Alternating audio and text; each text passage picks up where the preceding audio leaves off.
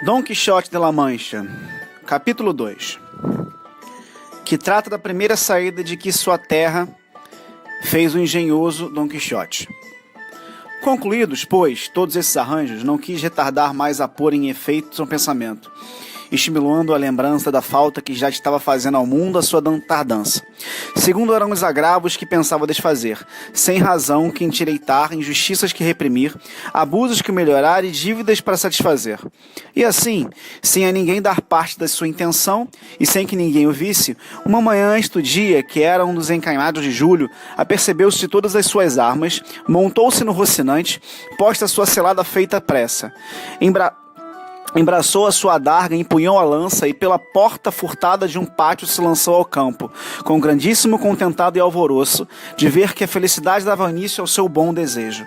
Mas apenas viu no campo, quando o assaltou um terrível pensamento, e tal que por pouco não fez desistir de começada a empresa. Lembrou-lhe de não ter sido ainda armado o cavaleiro e que, segundo a lei da cavalaria, não podia nem devia tomar armas com algum cavaleiro, e ainda que as tomara, havia de levá-las brancas, como o cavaleiro donzel, sem presa no escudo, enquanto por seu esforço não ganhasse. Estes pensamentos não deixaram de lhe abalar os propósitos, mas, podendo nele mais a loucura do que a outra qualquer razão, assentou em que faria armar cavaleiro por algum que topasse, a imitação de muitos que também assim o fizeram, segundo ele tinha lido nos livros o seu uso. E quanto às armas brancas, limparia as suas por modo, logo que passaria se tivesse lugar que nenhum arminho lhe ganhasse. Com isso serenou, e em seguida a jornada por onde o cavalo apetecia, por acreditar que nisso consistia a melhor venida para as aventuras. Indo, pois, caminhando a nosso flamante aventureiro, conversava consigo mesmo e dizia: quem duvida de que lá no futuro, quando a luz sair a verdadeira história dos meus famosos feitos, o sábio que os escreveu há de pôr, quando chegar a narração desta primeira aventura tão de madrugada, as seguintes frases: apenas tinha o rupingo, Apolo estendido pela face da ampla e espaçosa terra, as doiradas melanias dos seus formosos cabelos, e apenas os pequenos e pintados passarinhos com as suas farpadas línguas tinham saudado, com doce e meliflue harmonia, a vinda da rodosa aurora que, deixando a branda cama do zeloso marino, pelas portas e varandas do horizonte, manchego aos mortais se mostrava, quando o famoso cavaleiro Dom Quixote de la Mancha, deixando as ociosas penas, montou no seu famoso cavalo rocinante e começou a caminhar pelo antigo e conhecido campo de Montiel. E era verdade que por esse mesmo campo é que ele ia. E continuou dizendo: ditosa idade, século ditoso, aquele em que hão de sair à luz das minhas famigeradas façanhas dignas de gravaz em bronze, esculpir-se em mármores e pintar-se em painéis para lembrança de todas as idades. Ó tu, sábio encantador, quem quer que sejas, a quem há de tocar ser cronista dessa história, peço-te que não esqueças do meu bom Rocinante, meu eterno companheiro em todos os caminhos e carreiras. E logo passava a dizer como se a verdadeira fosse indomado: ó princesa Dulcineia, senhora deste cativo coração, muito agravo me fizeste em despir-me e vedar-me com tão cruel rigor que aparecesse na vossa presença. Apraza-vos, senhora, lembrar-vos deste coração tão rendidamente vosso, que tantas mágoas padece por amor de vós. E com esses ia tecendo outros disparates, todos pelos teor de que havia aprendido nos seus livros, imitando conforme podia o próprio falar deles. E com isso caminhava tão vagaroso, e o sol caía tão rijo, que de todo lhe derretera os miolos, se algum tivera.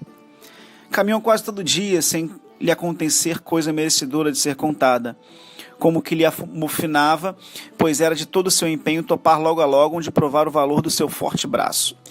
Dizem alguns autores que a sua primeira aventura foi a de Porto Lápice, outros que foi a dos Moinhos de Vento, mas o que eu pude averiguar, e o que achei escrito dos Anais da Mancha, é que ele andou todo aquele dia, e ao anoitecer, ele com o seu rocim se achava tão estafado, e morto de fome, e que, olhando para todas as pares, a ver se lhe descobria algum castelo ou alguma barraca de pastores, onde se recolher a remediar sua muita necessidade.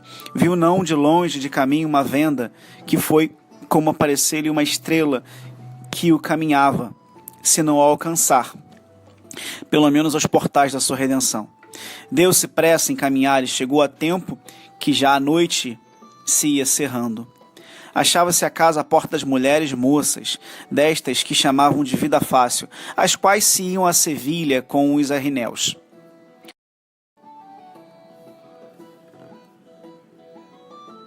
Que nessa noite acertavam de pousar na estalagem, e como ao nosso aventureiro, tudo quando pensava, via ou imaginava, lhe parecia real, e conforme o que tinha lido, logo que viu a locanda, lhe se apressou para ser um castelo com suas 4 torres, e coruchelos feitos de luzente prata, sem lhe faltar sua ponte levadiça, e cava profunda, e mais acessórios que em semelhantes castelos se depuxam. Foi-se chegando a pousada ao castelo pelo que lhe reservava, e a pequena distância colheu as rédeas do Rocinante, esperando que algum anão surgiria entre as ameias a dar sinal da trombeta por ser chegado o cavaleiro ao seu castelo. Vendo, porém, que tardava e que Rocinante mostrava pressa em chegar à estrebaria, aconchegou-se à porta da venda e avistou as 2 divertidas moças que ali estavam, que a ele lhe permaneceram 2 formosas donzelas, ou 2 graciosas damas, que diante das portas do castelo se espaireciam. Sucedeu acaso que um porqueiro, que andava recolhendo de uns estolhos de sua manada de porcos, que este, sem faltar a cortesia, é o nome deles, tocou uma buzina a recolher. No mesmo instante, se figurou a Dom Quixote o que desejava, a saber que lá estava algum anão dando sinal de sua vinda, e assim, com estranho contentamento, chegou à venda as damas. Elas, vendo acercar-se um homem daquele feitio, e com lança e adarga, cheio de susto, já não se iam acolhendo à venda, quando Dom Quixote, conhecendo o medo que as tomara, levando a viseira de papelão, e descobriu o semblante senco e empoeirado, com um tom mais ameno e voz repousada, lhes disse: Não fuja, vossas mercês, nem temam desaguisado algum, por quanto a ordem de cavalaria que professo, a ninguém permite que ofendamos. Quanto mais as tão altas donzelas, como se está vendo que ambas sois. Miravam-no as moças e andavam-lhe com os olhos procurando o rosto, que a desastrada viseira em parte lhe encobria, mas como se ouviram chamar donzelas, coisa tão alheia a seu modo de vida. Não puderam conter o riso, e tanto foi que Dom Quixote chegou a envergonhar-se e dizer-lhe: Comedidamente é azul sobre o ouro da formosura, e, demais, o rir sem causa grave denuncia sandice. Não vos digo isto para que vos estomagueis, que a minha vontade outra não é senão servir-vos. A linguagem que as tais fidalgas não entendiam, e o desajeitado do nosso cavaleiro ainda acrescentavam nelas as risadas, e estas nele a zangavam. E diante passara, se a ponto não saísse o vendeiro, sujeito que por muito gordo era muito pacífico de gênio. Este, vendo aquela desprovida figura, com arranjos tão disparatados como eram os aparelhos, as armas, lança, adarga e conservete, esteve para fazer coro com as donzelas nas mostras de hilaridade. Mas, reparando melhor naquela quantia de petrechos, teve mão em si, assentou em lhe falar comedidamente e disse-lhe desta maneira: Se vossa mercê, senhor cavaleiro, busca pousada, excetuando o leito, porque nesta venda não há, tudo mais achará nela de sobejo. Vendo Dom Quixote a humildade do acaude da fortaleza, que tal lhe parecia um vendeiro e a venda, falou: Para mim, senhor castelão, qualquer coisa basta, porque minhas pompas são armas, meu descanso o pelejar, etc. Figurou-se o locadeiro que nome de castelão seria troca de castelhano, ainda que ele andaluz e das praias de São Lucar, em que Tumanes não lhe ficaram atrás, e são mais ladrões que o próprio Caco. Os burlões, como estudante ou pajem. Respondeu: Segundo isso, como também lhe reza a trova, colchões lhe serão as penas, e o dormir sempre velar. E sendo assim, por muito bem apenhar-se, com a certeza de achar nessa choça ocasião e ocasiões para não dormir em todo um ano, quanto mais uma noite. E dito isto, foi segurar no estribo a Dom Quixote, o qual se apeou com muita dificuldade de trabalho, como um homem que em todo o dia nem migalha tinha provado. Disse logo ao hospedeiro que tivesse muito cuidado naquele cavalo, porque era a melhor peça de quantas consumiam pão neste mundo. Reparou nele o vendeiro, e nem por isso lhe pareceu tão bom como Dom Quixote lhe dizia, e nem metade. Acomodou-a na cavalariça e voltou a saber o que o seu hóspede mandava. Achou-o já às boas com as donzelas que o estavam desarmando. Do peito de armas e couraça bem o tinham elas desquitado, mas o que nunca puderam foi desencaixar-lhe a gola, nem tirar-lhe composta selada, que trazia atada com umas fitas verdes, com tão cegos nós, que só cortando-as. No que ele de modo nenhum consentiu, e assim passou a noite com a selada posta, que era a mais extravagante e graciosa figura que se podia imaginar.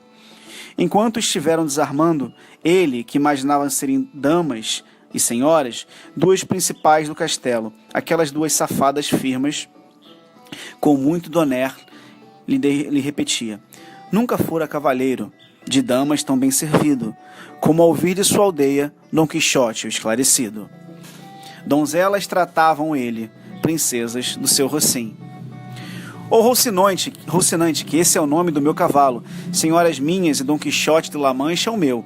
Não quisera eu descobrir-me, até que as façanhas, obrado em vosso serviço e prol, por si me proclamassem.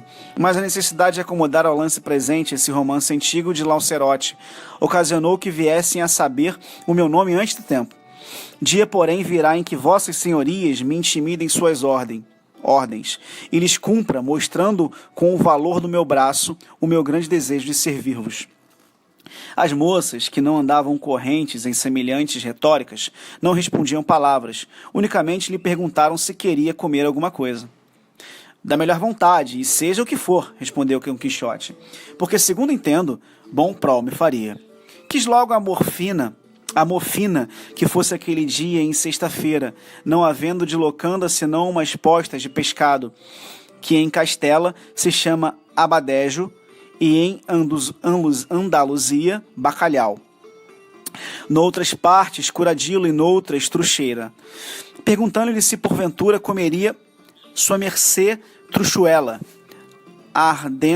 atendendo a não haver por então outro peixe para comer.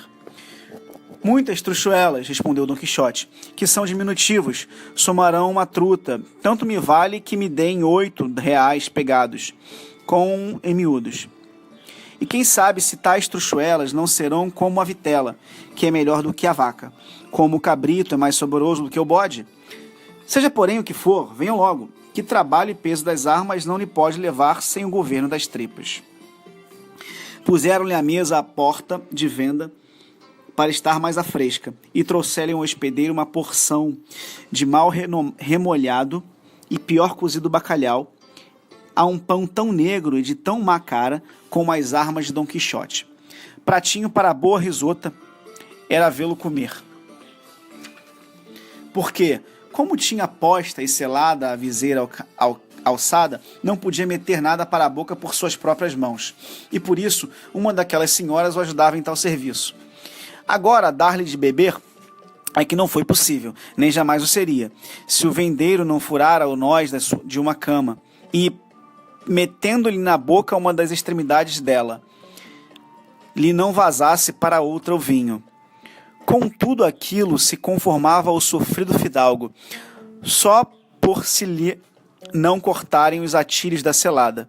Nisto estavam, quando à venda chegou um capador de porcos e deu sinal de si correndo a sua gaita de canas 4 ou 5 vezes, como que se acabou de capacitar Dom Quixote de que estava em algum famoso castelo, e o serviam com música, e que o abadejo eram trufas, o pão cadeal as 2 mulheres damas e o vendeiro castelão no castelo. E com isso dava por bem empregada a sua determinação e saída. O que, porém, sobretudo, o desassossega era não se ver ainda armado o cavaleiro, por lhe parecer que antes disso não lhe era dado entrar legitimamente em aventura alguma.